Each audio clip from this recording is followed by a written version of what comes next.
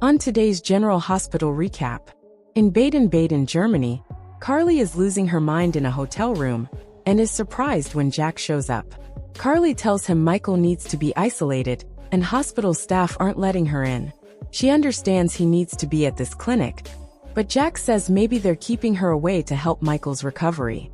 Carly feels responsible since she brought Michael into Sonny's world and ignored the dangers of his life. Jack talks about a mission that went wrong and how he lost a good friend. Jack says she can't blame herself nor dwell on her past mistakes. Nina checks in on Willow, who thinks she's made a mistake because of all the resulting ugliness. Tracy drops in with some ground rules for Willow. She says she dropped the charges, but can have them reinstated. Tracy says Willow is untrustworthy, and the family will step in if needed. Tracy says Drew is not allowed on the property, so she'll have to visit him elsewhere. Nina congratulates Willow for standing up to Tracy. Willow thinks she should move back in with her. Nina says Willow is standing up for herself and thinks the Quartermaines appreciate the effort she's putting in. She thinks it will make things more amicable with Michael, so Willow agrees to stay put. Drew wants to speak with Curtis, claiming to be trying to do right by him. Drew thinks they can work together now that Michael is out of the picture, but Curtis disagrees. Drew says he doesn't have control of his company and wants it back. He wants ownership, though he would let Curtis stay on as CEO. Curtis isn't interested and says he won't betray Michael. Curtis says he doesn't even recognize Drew anymore and questions what happened to him.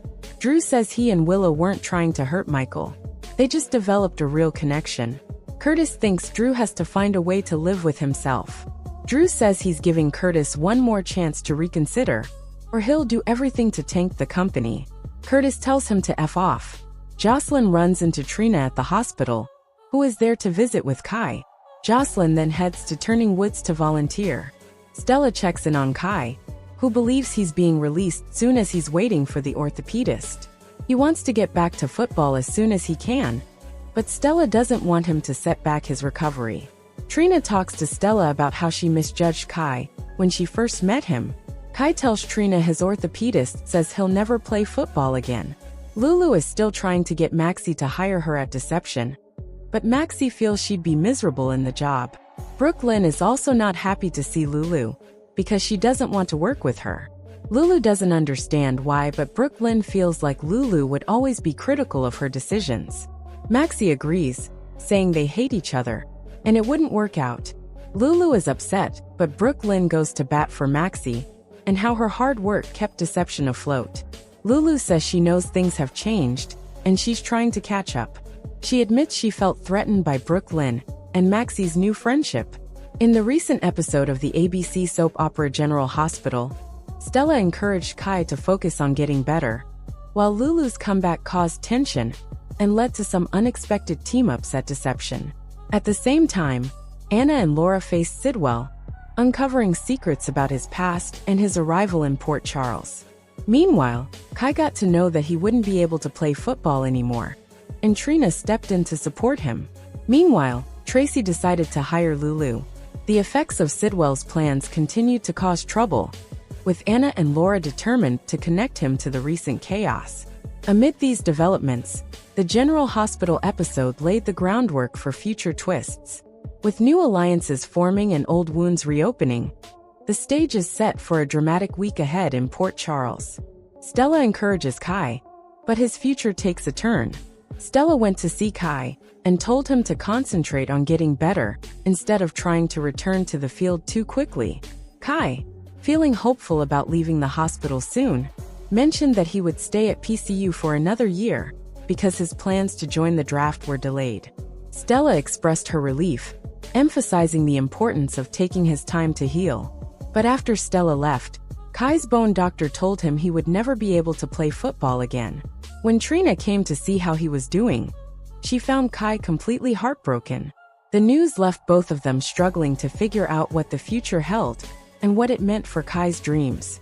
Lulu went to Deception to ask Maxie about a job, but things got complicated. Maxie wasn't sure about hiring Lulu because she worried it might cause problems with both Lulu and Brooklyn. Brooke also had doubts and shared her concerns about Lulu joining the team. The talk became emotional as Maxie and Brooklyn opened up about the challenges they'd faced over the last 4 years, including Lulu's coma and her recent health struggles. Lulu understood and apologized, but Brooke remained wary, citing personal growth and the importance of boundaries. Meanwhile, Tracy stepped in and hired Lulu on the spot, much to everyone's surprise. Though reluctant at first, Lulu eventually accepted the position, setting the stage for potential conflicts and new dynamics at Deception. At Laura's office on General Hospital, Anna confronted Sidwell and blamed him for putting Lucky's life at risk and for planning dangerous plots in South Africa, such as holding Lucky captive. Sidwell avoided taking responsibility, saying that his actions were legal in the region. Despite his denial, Anna and Laura remained skeptical, highlighting his involvement in Sasha's kidnapping and the recent explosion at Sonny's apartment. Laura questioned why Sidwell had set up his business in Port Charles, telling him he wasn't welcome. Sidwell promised to obey the law, but Anna said she would watch him closely. They both speculated that Sidwell might be connected to the recent wave of violence, including the bombing of Sonny's warehouse.